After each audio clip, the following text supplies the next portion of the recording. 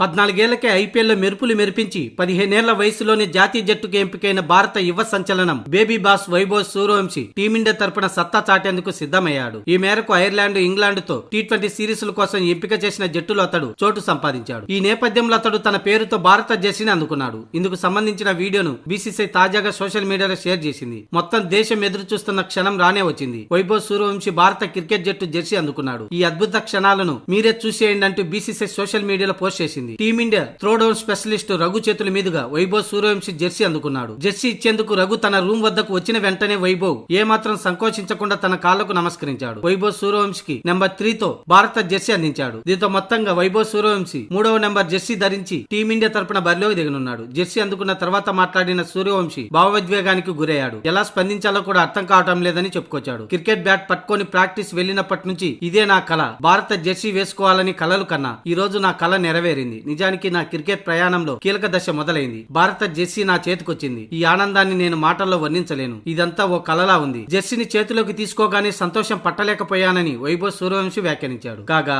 Ireland, England అలాగే Asian games ల కోసం వైభవ్ సూర్యవంశీని టీ20లో బీసీసీఐ సెలెక్ట్ చేసింది. ఈ నెల 26, 28 తేదీలలో తన తొలి అంతర్జాతీయ డెబ్యూ మ్యాచ్ ఐర్లాండ్ తో పక్కా ఉండడంగా తేలిపోయింది.